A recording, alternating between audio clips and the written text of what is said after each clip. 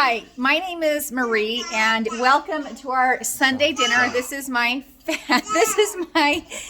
family. I have my oldest son, my daughter-in-law Marnay, my grandbaby Champ right there that is being so camera shy. My son Spencer, my daughter-in-law Shiloh, my son Colby, my daughter Natalie, and my husband. Hello. For this assignment, I thought it would be fun. So a couple of my kids are recently married, and then I've got my daughter who is graduating this year, and then my oldest son. I thought it would be fun to have them tell me one word that they think would be part of an ideal marriage or something that they would like to see happen in their marriage. So, my oldest son. Forgiving. Forgiving. Adventurous. Oh, Spencer. Communication. Communication. Peace. Peace. Loving. Supportive. Understanding. All righty. This will be continued. Thank you, family. Hi there. So I introduced you to my family, but a little bit more about my husband and I. We have been married for almost 29 years, and we have spent most of our married life in American Fork, Utah, where we have raised our 4 children. And you can bet that in those 29 years of marriage, we have seen our fair share of ups and downs. But all of those experiences, the goods and the bad, have, I think, improved us as individuals and strengthened us as a couple. When I think of my vision for my marriage, I thought of 2 things. The first one was expressing more appreciation for one another. Daily acts of service, kindness, and appreciation. My husband is very good at this. I, on the other hand, am not super good at it.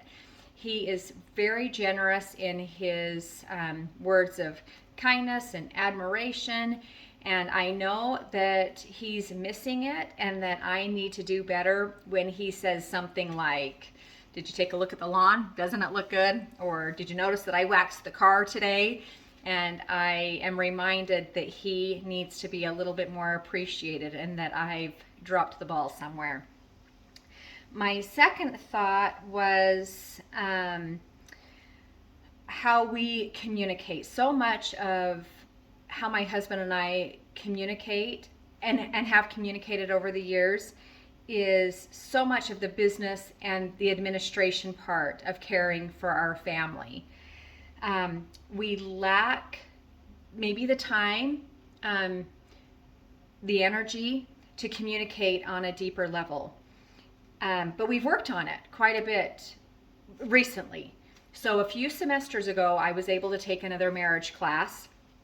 And one of the homework assignments, and my husband's favorite thing is being part of my homework assignment, that he really did appreciate this, and it was sort of an awesome experience for the 2 of us, was working on some sort of a daily ritual, time that we had to focus on one another and to focus on our marriage. And so at the end of the day, when he came home and we were finished up with dinner, we would just bundle up in our coats and we would take a walk around the block. And sometimes it was 10-30 minutes, but we just took that time away from our home and away from the distractions that happen here, and we just walked and talked, and we sort of loved it.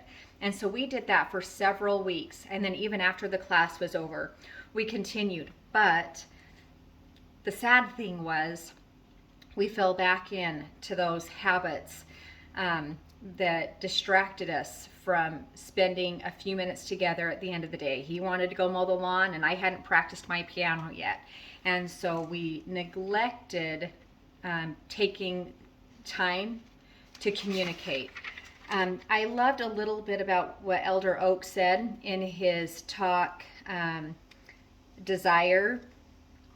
He said, readjusting our desires to give highest priority to the things of eternity is not easy. And we certainly recognized that. Although we had a great desire to spend time together at the end of each day, we were neglectful of it because it was too easy for us to fall back into those habits. Elder Oaks continued to say, we should remember that righteous desires cannot be superficial, impulsive, or temporary. They must be heartfelt, unwavering, and permanent. And I think I appreciated that reminder, and I appreciated this opportunity to talk for just a second to remind me of the things that I can do better in my marriage and remind the both of us how we enjoyed that time and to focus a little bit more on that. And I don't think that either one of these visions, expressing more appreciation for each other and better communicating better, are marriage myths. They are definitely time well spent in caring and nurturing our marriages.